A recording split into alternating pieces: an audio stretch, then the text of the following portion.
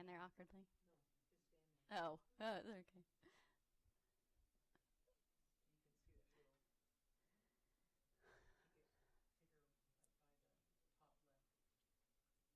Okay. Okay, so we're going to go ahead and get started. But before we go any further or get into the presentation, if you haven't already done so, if you could download on the App Store a QR scanner or a QR reader. Won't take but a couple of seconds. We're just trying to make it a little bit easier to collaborate. I'm also hoping that instead of this being really a formal presentation, that it could be informal and we can have a lot of discussion. I feel like we can all learn from each other as we all have different types of students and we're from different generations. I think bridging that gap is super important.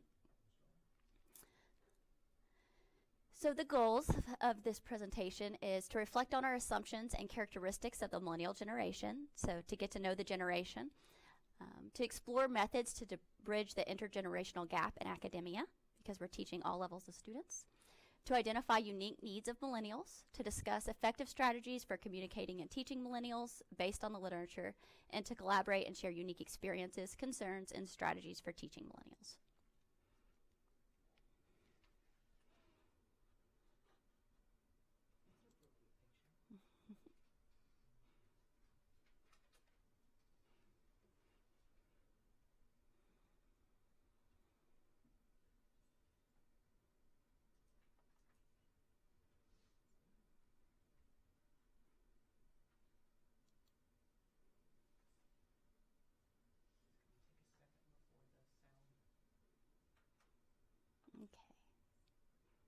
Data limit. Figure this would be a good way to open. Ding ding ding ding ding ding ding ding. There he sits inside your local coffee shop, sporting a man bun and facial hair. Somehow he believes, although he has no job, that by his 30s he will be a millionaire. M-I-L-L-E-N-N-I-A-L. Gotta love millennials. M-I-L-L-E-N-N-I-A-L. Gotta love millennials. She posts lots of selfies on her Instagram with a quote that's inspirational. Hopes to change the world while wearing yoga pants, armed with her dreams and knowledge of essential oils. M-I-L-L-E-N-N-I-A-L. Gotta love millennials. M-I-L-L-E-N-N-I-A-L. Gotta love millennials. 27 years old, trying to make it on their own. Maybe start by leaving your parents home, but maybe we're just wrong. Criticism isn't easy for their ears. They feel like they know most everything. See, they grew up with undeserved confidence, 'cause they got trophies just for participating. M-I-L-L-E-N-N-I-A-L. Gotta love millennials. M-I-L-L-E-N-N-I-A-L. Gotta love millennials. In a couple of years, we will have to pass the torch. In a couple of years, they will be in charge, and one will be our president. Oh no. M-I-L-L-E-N-N-I-A-L. Gotta love millennials. M-I-L-L-E-N-N-I-A. Help. Please pray for millennials. Okay. So I kind of just wanted to share that. The first time I watched that, I saw it come up, of course, across social media, being the millennial I am. And I was super offended by it. It's really hard to not be a millennial and not be offended by that, to say that that's really all of our thought process and to be lumped into it. As I read the backstory, though, it had a lot of meaning, and I was really touched by it, and that's why I wanted to incorporate it. He's actually a youth pastor. He does something with leadership in the Christian community, and he was going to actually mentor other leaders. And so he made this as kind of a tongue-in-cheek, gross overgeneralization of an entire, generation, and kind of just wanted to prove the point, kind of break the ice and make them laugh. So I thought that would be perfect for us, too. So now what I'm going to do, if you don't mind, if you haven't used your QR scanner already, if you've downloaded the app, if you will just scan your little sheet, and it should pop right up into the browser. You got it? You remember your password? Okay, and it'll ask you, what do you think about millennials? Can you, Dia, what's the exact? How would you describe millennials? Okay. Attributes do you associate with millennial students? Okay, so there's a little plus sign at the bottom right hand of the screen. Just tap and add your comment. So give me 3 or 4 things. When you think of a millennial, or when you have a millennial student,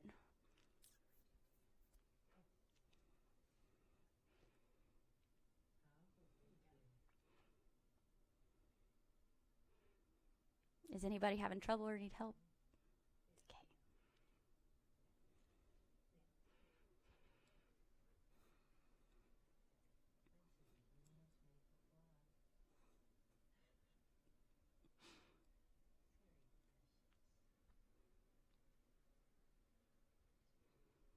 So this can be off of past experiences. I know that this is probably not the first workshop you've attended on millennials. I think we've all been to several. Or reading the literature. So let's go ahead and click and see what we've come up with. See, I can't type on mine. Mine's flashing install. Okay, maybe quit. Am I supposed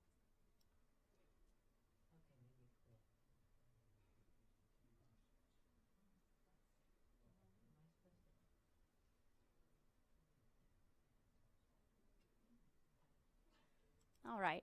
Denise, you want to tell me what you were thinking? You can add it. Trying to punch instant gratification. All right. I would have written in tech savvy. Tech savvy, instant gratification. Okay. If I was tech savvy, I would have written tech savvy. Was I supposed to select or was I supposed to type? Just type. Okay. Tech savvy, instant gratification. Gratification. Oh man. Kind of laggy, Paul. Okay. So what we've got, they spend too much time on their phones. They want instant gratification. Oh, and it caught off my cation, sorry. They're confusing, want to be self-sufficient but need more detail and instruction. Helicopter parents, lack of grit, lazy, entitled, looking for meaning, want to make a difference. They're carefree. So those are just kind of some of the things that pop in our head whenever millennials are mentioned.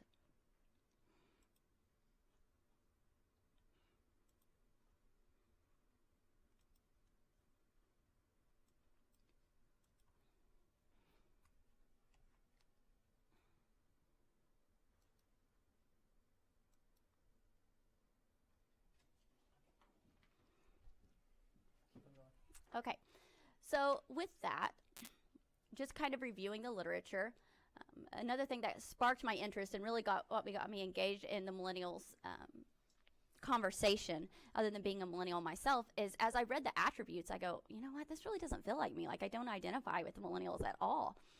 And so I went to the literature. I would sit in faculty meetings and kind of hear all this discussion of millennials, and there really wasn't much positive to it. And it was really hard as a peer. Right? So it's really hard as a peer to be set there and kind of, feel degraded as you're going, my goodness, but I do work hard and I do have work ethic and, I do understand that faculty and educators and, have authority over me. So I went to the literature and I started reviewing it, and it really reflected everything we're saying. There's not a whole lot of positive about millennials, even in the literature. So some generational strengths that I came up with, that they're generous and practical, highly structured. This has to do with that helicopter parenting and going from one activity to another. They expect standardized testing. So whenever we're trying to evaluate them and be creative, like evidence-based practice tells us to do, and we move away from standardized testing and they get frustrated, that's why. It's because they're used to it. Team-oriented and socially networked, and high use of multiple technological resources. Generational barriers is stunted interpersonal communication skills because they're on their phone so much, right? We don't know how to communicate professionally. Well, that's right. Like, what do I do with this situation? Need for critical thinking and introspection development. Two things that came up with this. One was emotional intelligence. They really didn't know how to emotionally evaluate how they were feeling and how to communicate with others. The second came down to metacognition. They didn't know how to learn, basically, right, for the sake of learning. They seek that instant gratification and or feedback, which I'm sure we see a lot. I know I do. When will I get that paper back? Well, you handed it in 10 minutes ago. So if you could give me 24 hours, that would be fantastic. Overly involved parents, again, trophy kids where we win everything, or everybody gets one, regardless of the output you get, output you get it. And then entitlement concerns, they deserve that trophy, and low self-efficacy. Again, I cut off the generational barriers. It could go on and on and on in the PowerPoint. So what shaped this was actually the characteristics of their culture and their lived experience. So just for the sake of intergenerational barriers and bridging that gap, I've kind of wrote down, or actually stolen this from somebody else, but the different generations and what shaped them to be the way they are, as that gross misgeneralization. And with your next gen, or net gen, depending on the literature you're reading, that's going to be who's coming in a very short period of time. So just about the time we think we have millennials down and we know how to teach them, we'll have to go ahead and evolve our thinking. Okay, so much for being tech savvy, right? Is that what it is? Okay, so thank you. That's all I need to hear. Okay, so with that, so I can get back on track, what influenced this generation to be the way they are? Well, there was a few things within our culture. 9/11, we've seen scandals after scandals for leadership, starting with Bill Clinton's kind of the big one that's focused on in the literature. So we don't have trust for authority, or there's at least some doubt. Growth in social media and rebirth of pop culture, that's why we're highly influenced by others, and that's why we want to network. So this is a little bit different than the Gen X and the baby boomers. You'll see that the baby boomers have, how many of you guys are baby boomers? Can I ask that without being offensive? Okay, so what kind of shaped, I want to ask you guys, what shaped your culture or your generation? What part of culture shaped your generation? Vietnam? Okay. So you guys had a different point of view on a lot of things. Authority, though, is kind of where millennials and baby boomers kind of are related. They kind of have that mistrust in authority. So that was actually what it was attributed to. Are you? Stick it to the man, Dia. Okay. So with that, just being mindful for millennials, remembering that the stigma is often a misinterpretation for the entire generation. You can't slap a label on everybody. I found a lot of neat literature that was rejecting the notion that we could all be generalized by it. For example, there was one called Millennials Gen 1.5, and it was talking about the experience of people that were from another culture or that were ESL students. And if we're saying that our generations are shaped by our culture, then it would be wrong to just throw them in an age group and say, okay, because you were born between 1980 and 2003, that you're a millennial. They have a completely different experience of life. So that's one thing we have to be very mindful of. Again, I'm a phenomenologist as far as research goes, and it goes back to that lived experience. Not all of us had the parents that helicoptered us, right? Or we had maybe different experiences. Not everyone had technology. So that social interaction, we can't come in and say, oh, millennials are tech savvy. We don't have to explain D2L, because not everybody had that experience. The power of language and positive talk.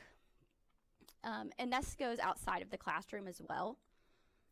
So whenever we're in faculty meetings, just being mindful of how we're saying what we're saying, and throwing labels on people. If you tell a student enough that, that they don't respect authority, or that they just don't understand, that darn generation, right, which is said every generation, then eventually they're going to, of course, reject your authority. Changing the power dynamic between the student and the teacher, from power over the student to power with the student, and establishing that interpersonal relationship. Novice versus young. This one's kind of personal. I just conducted some research on this. In the state of Oklahoma, we have less than 27 nursing faculty, and this is all faculty under the age of 30, okay? That's not full-time, part-time, or saying if they're educators in the hospital or educators in the workplace. So I found 6, that's all I could locate, that taught at the BSN level, or the bachelor's degree level, that were under the age of 30 or fell in the millennial generation. And over and over, as I did my interviews, you heard the same things. One being novice versus young. Just because we're young doesn't mean that we don't have experience. So that's something we're seeing in the classroom as well. I've been a nurse since I was 19, and I've been teaching for 4 going on 5 years, but I can have somebody walk in the hospital in scrubs, maybe the janitor, and it's a male that's 40 years old, and my patient's going to go, no, I want that guy to start the IV. Okay, so just breaking down that wall of you can be young and not be a novice. You can be experienced. That's okay.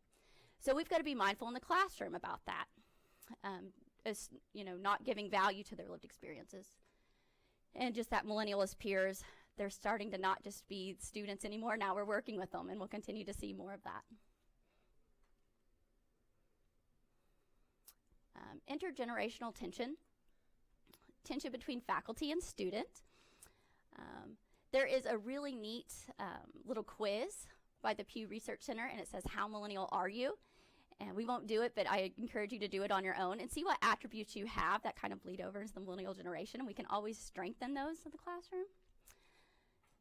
There's a really big focus on getting to know your students on a personal level, in a professional manner.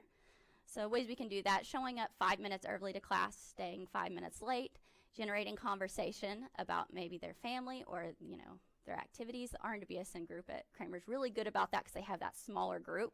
So I think the big challenge with that is you have a large classroom, you have 50 students, you have 100 students. How do you get to know them personally? So that's still something that I would like to discuss later and see what ideas you guys have. But it's one way to help with the dichotomy between faculty and student and change the power dynamic, is to have a professional relationship with them.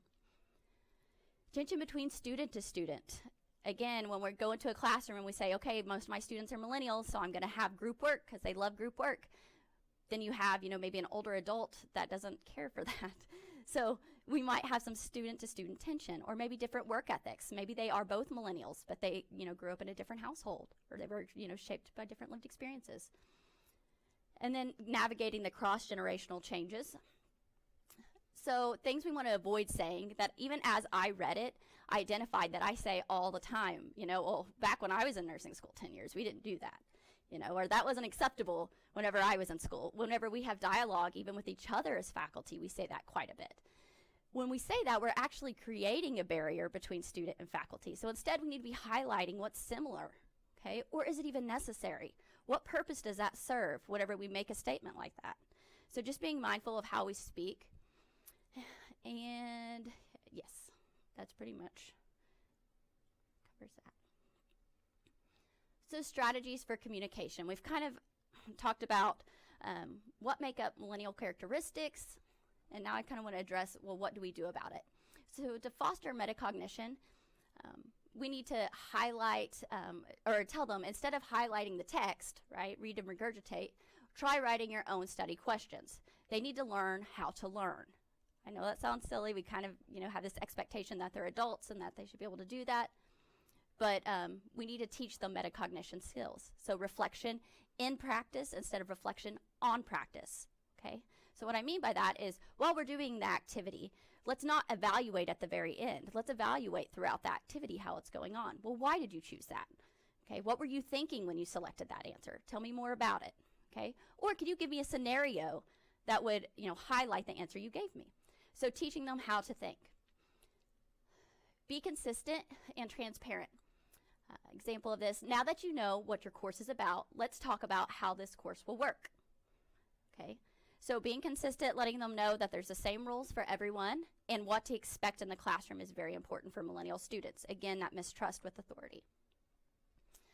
Give rationale and expectations for expectations and decisions. This is just going back to real life application. Millennials want to know, why are we doing what we're doing? That you're not wasting my time. Okay, so the purpose of this assignment is so we're linking maybe our course outcomes with actually what we're doing, our assignments. Or this assignment will help you develop blank, which is sought by employers. Okay, so a good example of this was I just did an activity with about 60 students in a nursing research class. So it's very number-based, and they're looking at the literature, and they're searching for PICO questions. And I just did an assignment that involved drawing. So these are college-age students with papers and colored pencils. And so they really had a hard time. They felt like I was wasting their time. So it took me going, you know what, we're doing this assignment. I'm having you color this nursing theorist, because nursing, in our A&A scope of practice, nursing is both an art and a science. And we've spent the rest of the time focusing on science. Now, in order to elevate our profession, we're going to spend a little bit on art, and we're going to think about nursing in a different light.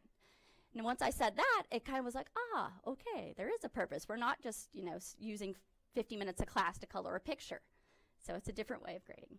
Quick question for you there. So, in your opinion, what's the difference between giving a rationale and sharing a learning objective? Okay. There's not much of a difference other than the approach. One is more formal and one's more informal.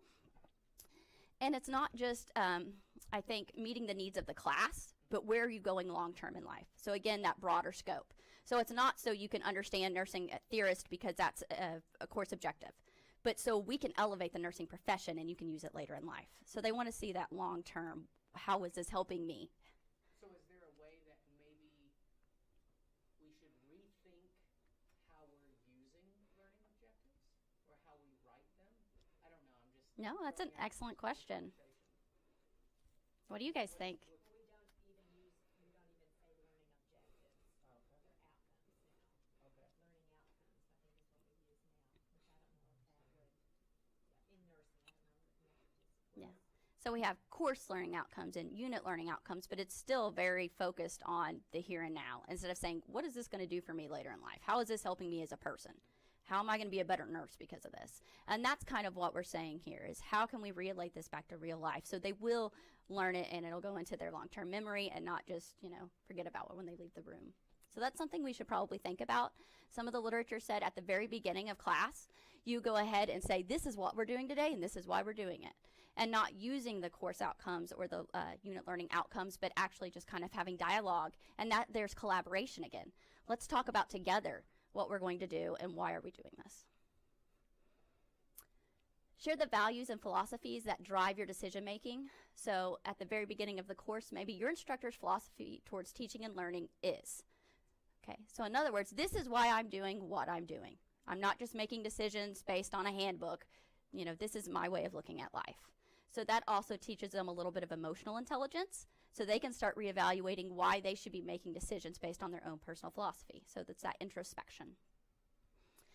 And then this one I found to be the most important, at least in my opinion, when dealing with millennials. I can say that I'm a millennial, dealing with millennials. Explicate the feedback process. So you will receive you will receive back, and give them a time frame, by a method for a purpose, okay?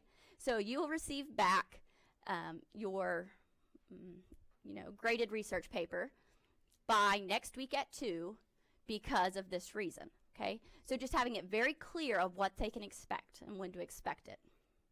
Even if the time frame is between this week, this date and this date, they need to know what to expect. It needs to be very clear. You can't say in the next coming weeks. So millennial, that, again, there's that trust issue. They need more structure. They're used to structure, so giving them a specific time frame. This was an example given to us by Susan Luperel. She is a expert nursing theorist and leader on incivility in the classroom, and this is something she does, and I took it from her, and I thought it was pretty amazing at a conference. But the very first day of class, she tries to create trust. And when she's dealing with millennials, and the biggest issue for her, she said, was accountability and how to give feedback without them rejecting it, becoming offended, or it affecting attrition rates, them dropping out. So the first day of class, she says, let's talk about feedback and the role of trust. By show of hands, how many of you here want to be really mediocre nurses? Nobody raises their hand, right? How many of you here want to be really competent and safe nurses? Well, everybody raises their hand. That's good for me to know. Let me tell you how the role of feedback will help you achieve your goal. Thus, I will honor you by sharing my observations. I ask that you trust that my sole purpose in sharing both positive and constructive feedback is to help you achieve this goal. So in later interactions, when she gives that negative feedback they don't want to hear, this is how she approaches it. Remember the first day of class when we discussed the role of trust and feedback. I have some feedback to share with you now, and it must be difficult to hear. Please note that I'm sharing it to help you meet your goal in being a safe and competent nurse. So she brings it all back to that first day of class, and she just has established it from the very beginning, like you will hear things that are hard for you to hear, right? So I thought that was really interesting. I've used it, not in those exact words, but it's definitely helped me with students, just reminding them the purpose of it, that we're all looking out for them. It's to help them meet that end goal of being safe and competent nurses, or, competency in whatever manner. Okay, so some strategies and educator tips. Being fair and straightforward. This again goes back to just being consistent. Giving them authentic feedback is also important. They want to hear what you're thinking. They do well with humor. Millennials do well with humor as long as it's professional. Give reassurance and reminders. Okay, so this is that pat on the back, that that constant feedback. That's maybe needed a little bit more for this generation than past generations. So let me see, I had some cool ways written down.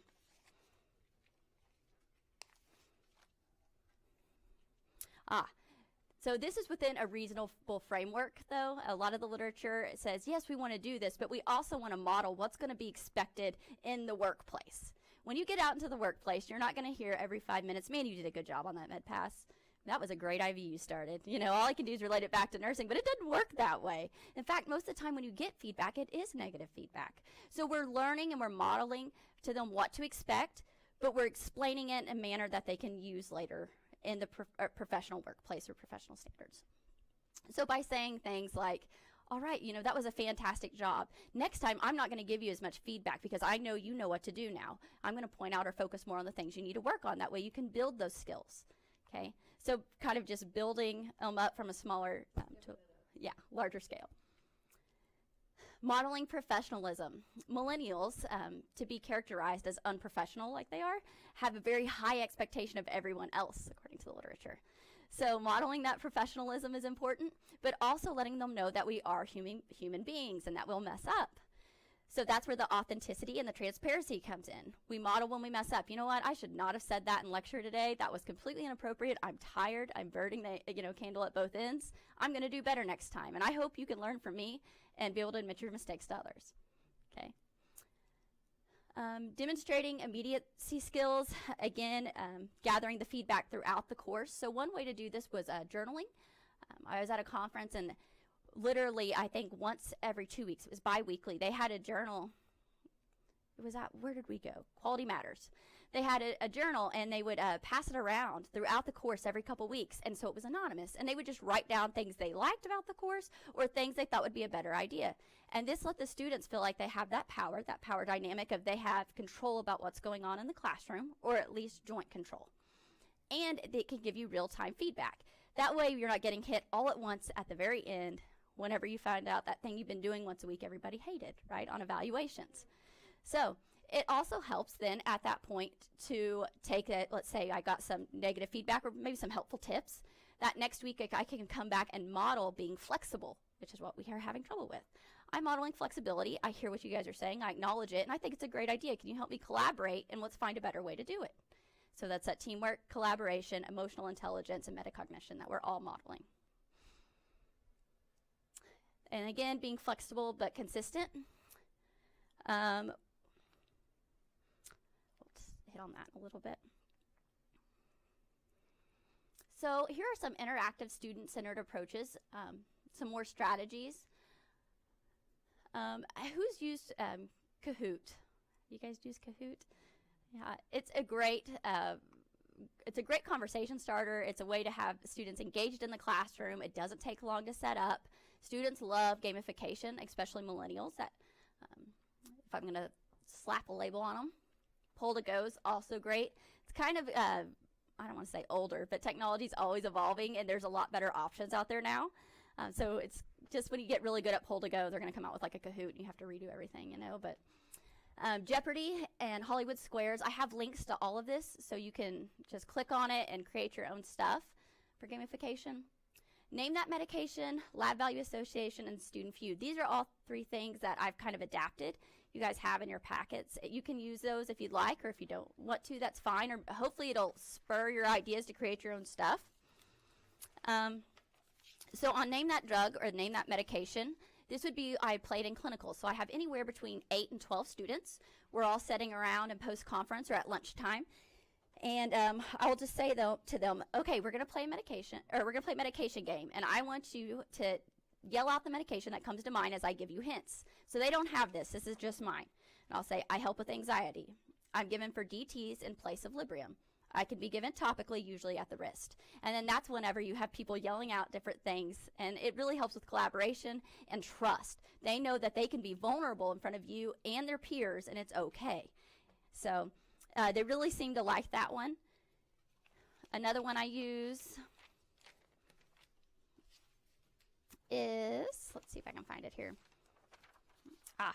Lab Value Association and Antidotes. So again, they don't have it. I give them a little like notebook at the very first day of clinical, and we play games like this every day. We do Lab Value Association. So just like you would play with like your siblings or your family at home, I'm going to say a lab value, and you write down the first thing that comes to mind. And then we go through it. And each week, we have 5 weeks, we get faster and faster. And so it's just kind of that memorization, and it helps them speed it up. And then they love going back and reevaluating if they're getting better or not. So it also stores it in that long-term memory. Student Feud is my favorite. I have them line up. I'll have maybe 5 on this side of the table and 5 on this side of the table. And just like Family Feud, it's 1-to-1. And I'll say, okay, so I'm going to give you a condition, and then I want, whichever you can think of it first, tell me a sign or symptom of it. And so I'll say CVA or stroke. And someone will, whoever says facial drooping, then that side or whatever they say will play. So there's a bunch of different ways you can adapt games. Students love it. It has some interaction and collaboration. So what do you do with those students that cannot stand the older generation? I mean, what do you do to include them into these gaming activities? Or do they finally... Once they realize it's something we're going to do regardless, they usually warm up to it. You might hit right? You will hit resistance occasionally. I do this every clinical, every 5 weeks, every semester. And I might have one a semester who is persistently resistant. Everyone else absolutely loves it. In fact, I see it over and over on my evaluations, so that's a positive thing. And it's actually not the older students you would see it from. It's the cool guy. It's the cool guy that's too cool to play. Like, I already know all this stuff. But it's really an insecurity. And it helps me identify them as the educator. It's a source of evaluation for me, other than a standardized exam. I can say, you know what, man, we really need to work on lab values, buddy. Like, hey, and I can pull them aside and we can talk about it. And I can have that pragmatic application. As we're looking at your patient, remember when we talked about hematocrit and hemoglobin? All right, that's exactly what I meant. Okay. So it's just persistence, and I think once you acknowledge their vulnerability personally, it gets better. Concept maps, I'm sure everybody's done some type of concept mapping. Speed mapping, do you guys know what that is? Okay, I think, Denise, you actually, when I was in my RN to BSN, introduced me to speed mapping. I don't know if you remember it, but it's where everybody has a piece of paper, everybody in the classroom, and they have a colored pencil, right? And say you name a topic and you write down everything you can think about it. Okay, so if I talked about Oklahoma City bombing, everything that you can think about to do it, whether it be statistics or emotions or anything, and then at the end of that 20 or 30 seconds, you pass your paper to the right. So what happens is you end up having this long list of collaboration, and you're not supposed to repeat what's already on the list, so it gets harder and harder to do. And then everybody ends up back with their own paper and has a great big list of things to do with that topic. So that's pretty cool. Group assignments, again, if they are highly structured and there's accountability, millennials like it. The problem with group assignments that where we're seeing the failure is we go, oh man, millennials love group assignments, and we give them group assignments and they hate it, they reject it. It's because there's not enough structure. So they need involvement, they need accountability, they might need somebody that is the actual leader, they might need to change leadership, they might need certain roles. Again, I think that's really dependent on the course and the assignment. As long as it's highly structured, it's usually successful. Think, pair, share, group exams, simulation, and Padlet are great for collaboration. That's what we did with that QR scanner. Very easy to simple to do. And then online environments. If we didn't talk about technology, it wouldn't be a complete millennial discussion. So, again, they're known as the digital natives because we've been surrounded with digital devices our whole life. We've never not had the World Wide Web.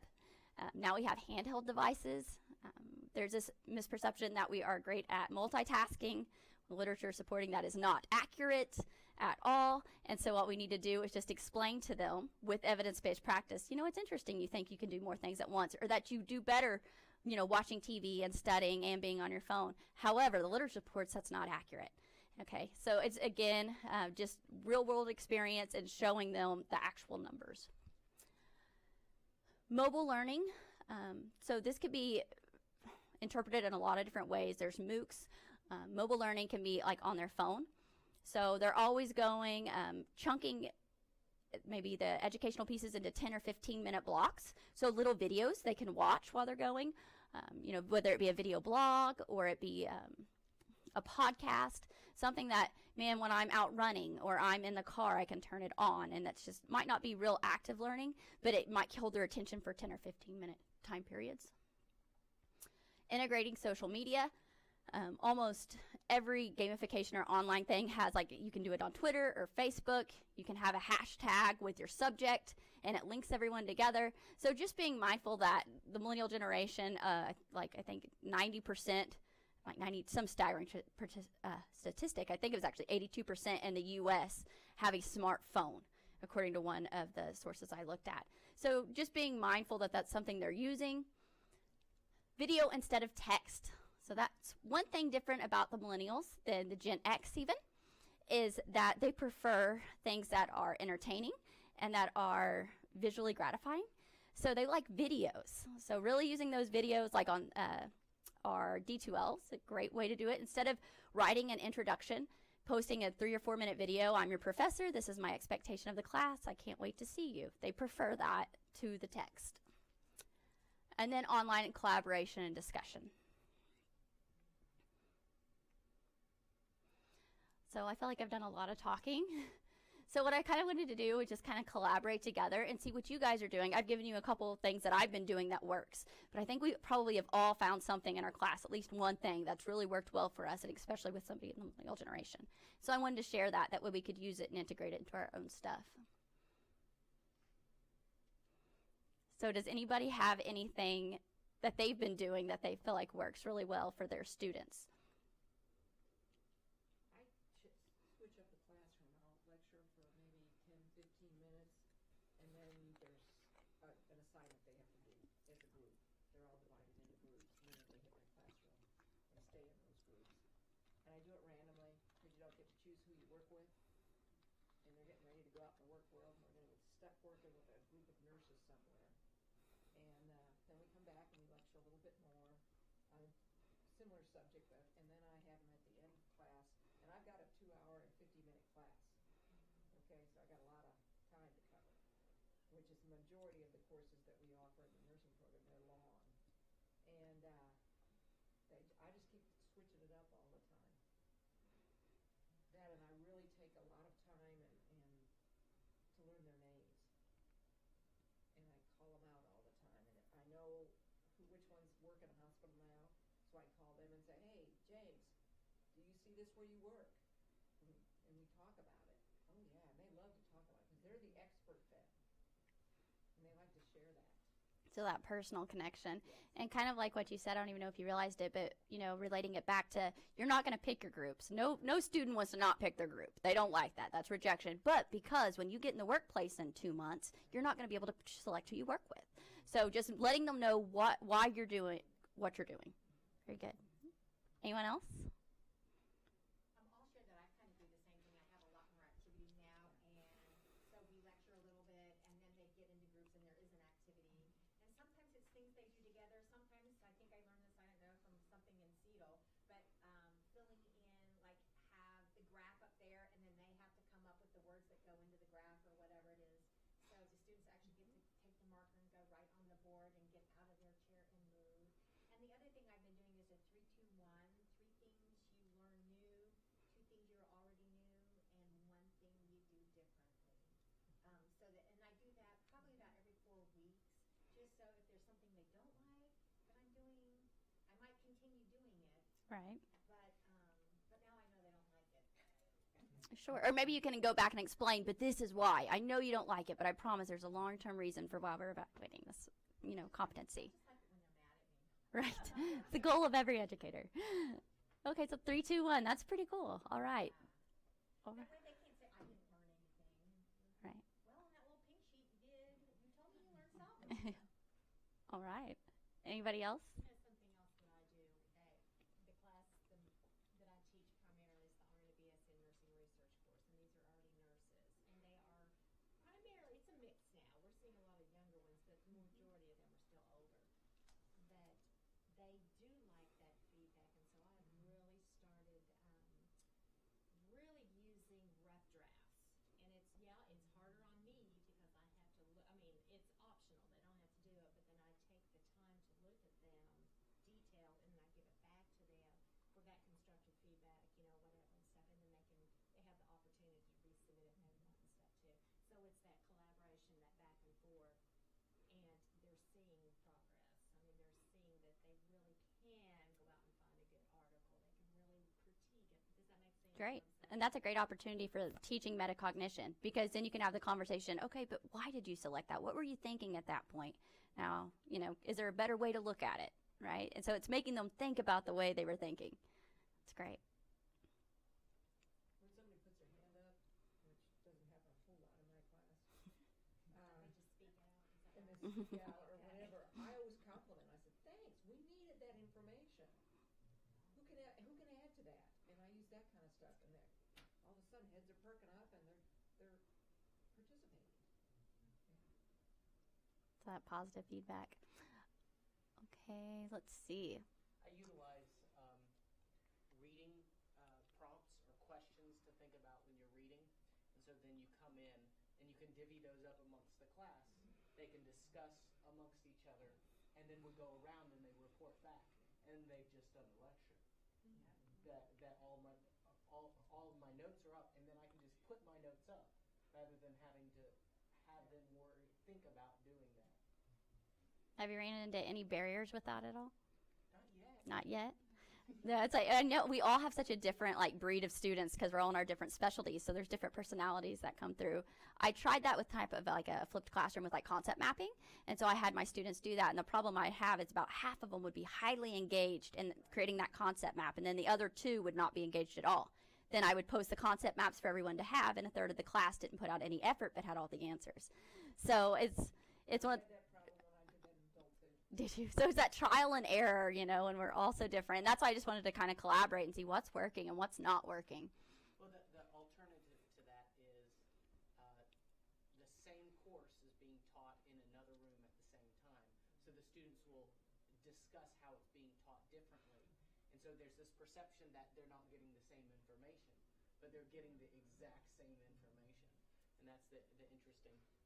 That is interesting. Difference is their preference of learning style. Sure.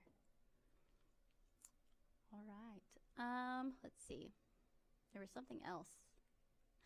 Bridging the gap for multi-generational classrooms. I think we're really starting to see that now as we have like, you know, different levels and we're working with different people. How are you guys bridging that gap? How are you meeting everyone's needs? Because we just talked about, you know, we can't slap a label on everyone. Not everybody wants group work. Not everybody wants to be, you know, technology efficient. So how are you bridging that gap?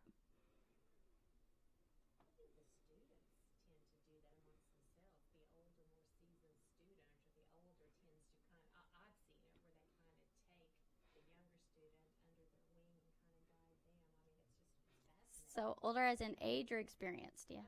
Both, just depending on situation.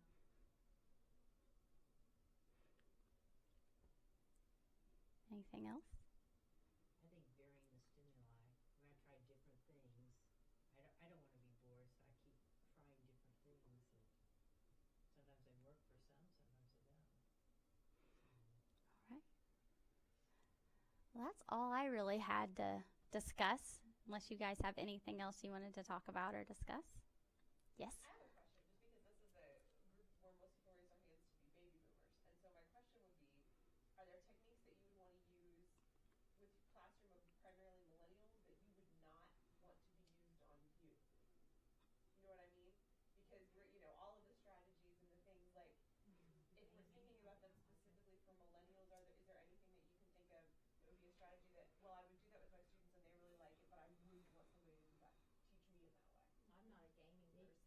Oh, it just irritates me. I do But too. see, and because I'm a peds nurse, I love gaming.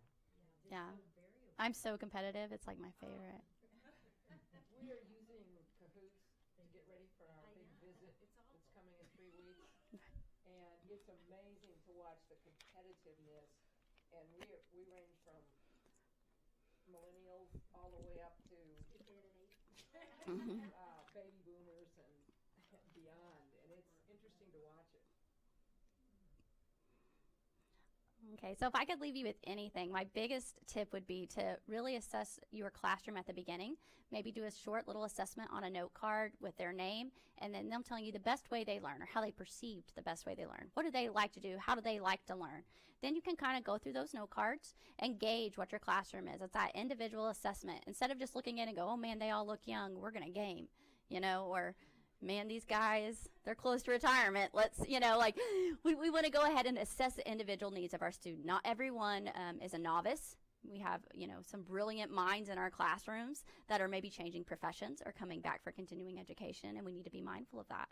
So, learning from each other, changing the power dynamic, creating a personal relationship, and assessing the needs of our students before we make assumptions.